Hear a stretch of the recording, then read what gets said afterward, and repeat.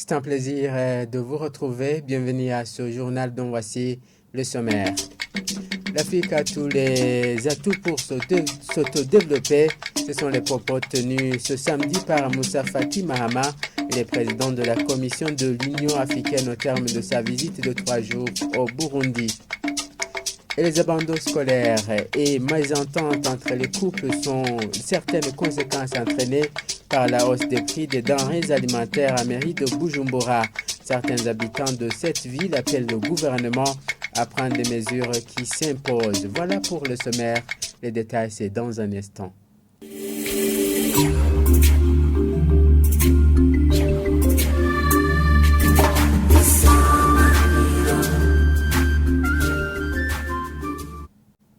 Ouvrons ce journal par la page politique où l'Afrique a tous les atouts pour s'autodévelopper, notamment une population jeune et des terres arables. Ce sont des propos de Moussa Faki Mahama, le président de la Commission de l'Union africaine, et il l'a dit ce samedi au terme de sa visite de 3 jours au Burundi. Selon lui, il n'est pas admissible que l'Afrique manque du blé pour la seule cause qu'il y a une guerre en Ukraine.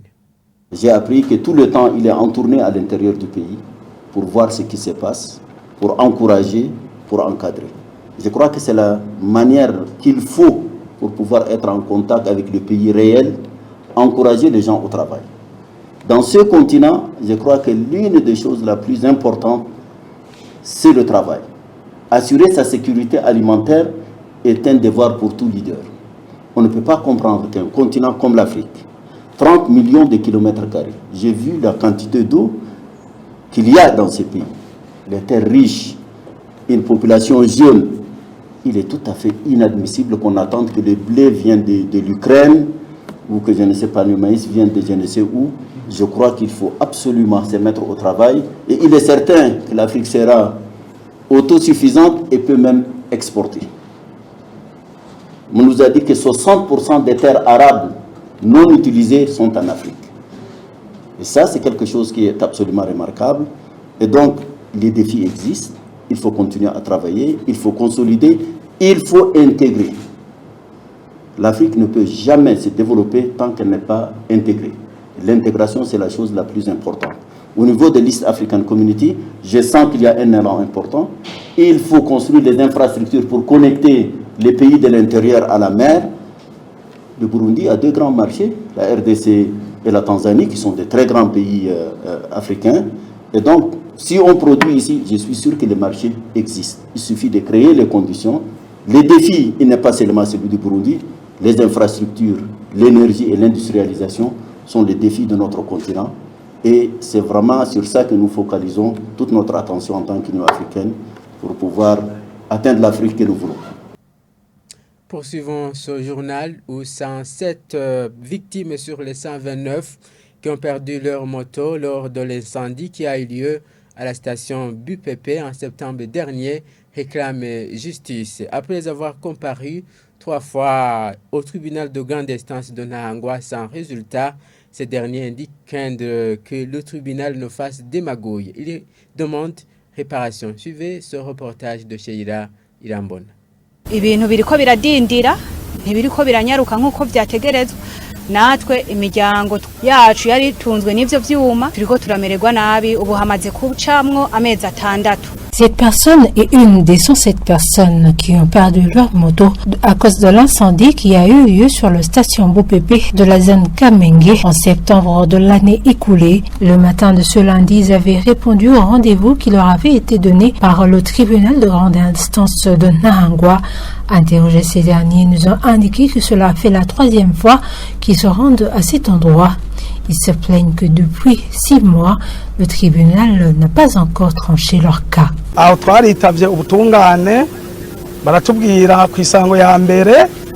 Pour la première fois, nous avions répondu à l'appel du tribunal et ils nous ont dit qu'il y avait des pièces manquantes dans le dossier et nous l'avons complété.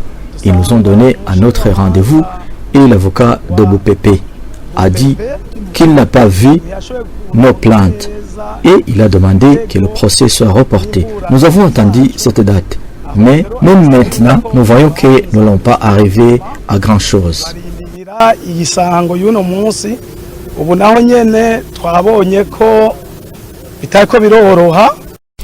Ces victimes soupçonnent que ce tribunal ne soit pas impartial car leurs doléances ne sont pas prises en compte à chaque fois qu'ils comparaissent et demandent réparation vu que leurs familles sont en train d'en pâtir.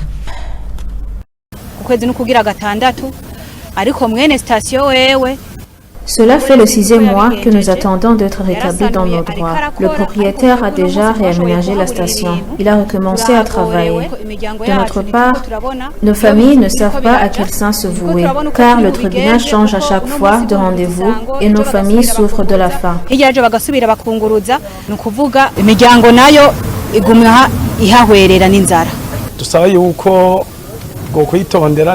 Nous demandons qu'ils fassent tout pour bien clôturer notre dossier car nos familles en pâtissent. La pauvreté nous guette également. Il y en a qui ont acheté ces motos en contractant des crédits et les banques n'arrêtent pas de calculer des intérêts.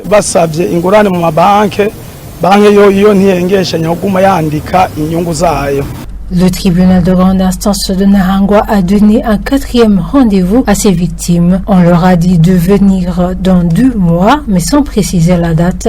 Un rendez-vous qui, selon eux, fait que leur espoir s'estompe peu à peu. Les abandons scolaires et mésententes entre les couples sont certaines conséquences dues au prix très élevé des vivres observés ces derniers jours.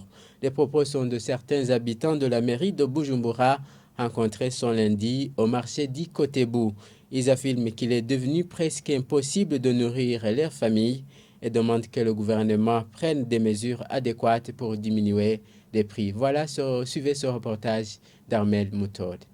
Nivyanka byose tuzoduga sinzi wayiririmbye iyo ndirimbo namwe murayizi nivyanka gose tuzoduga kwe twaravuze ha twarananiwe kwe basha ubu umuntu wese no kwipambanira nye no kwiwe. Ce sont les propos de l'une des personnes rencontrées ce lundi au marché de Kotebu, en mairie de Bujumbura, qui se dit désespérée par la hausse des prix des vivres sur les marchés. Une situation qui a des répercussions sur les relations entre couples et sur la scolarité des enfants. Je gagne 4 ou 5 000 francs par jour. Avec ces 5 000 francs, je n'achète même pas 1 kilo de haricot et 1 kilo de riz. Si j'achète un demi-kilo de haricot et ce demi-kilo de riz, la ration reste insuffisante pour mes enfants. Les condiments, n'en parlons pas. L'oignon et le sel suffisent. L'huile, c'est de l'or. Les enfants ne se rendent plus à l'école. Ils craignent qu'ils soient grondés par les enseignants parce qu'ils somnolent de fait pendant les cours.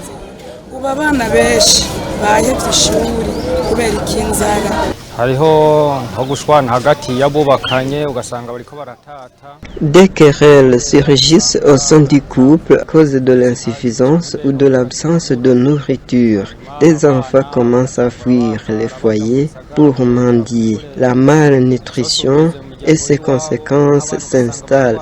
La famille commence à vendre le lopin de terre pour survivre. Ces conséquences deviennent plus marquées chez les personnes exerçant de petits métiers, comme ce vendeur ambulant de vêtements qui indique que ses clients préfèrent acheter en priorité de quoi vivre. Je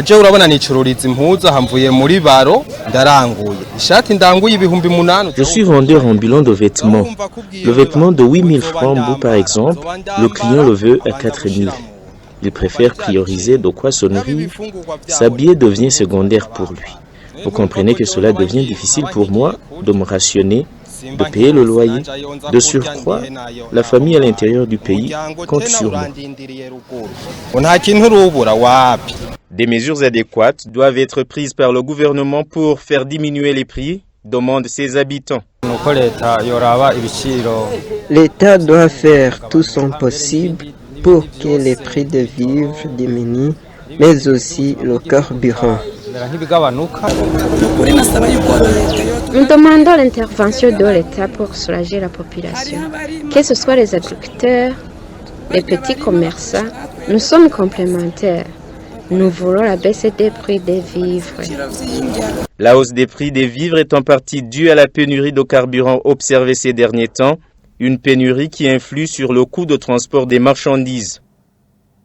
Pour boucler ce journal, une vingtaine de manifestants ont été arrêtés, dont 2 députés de l'opposition au Kenya. Selon Africa News, cela fait suite à des manifestations contre la crise du coût de la vie qui sévit ce pays. Images et commentaires.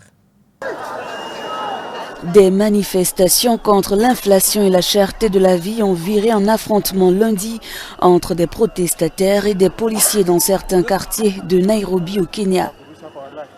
Les organisateurs avaient prévu de marcher vers le palais présidentiel dans le centre de Nairobi où une vingtaine de personnes ont été arrêtées. Parmi elles figurent 2 parlementaires.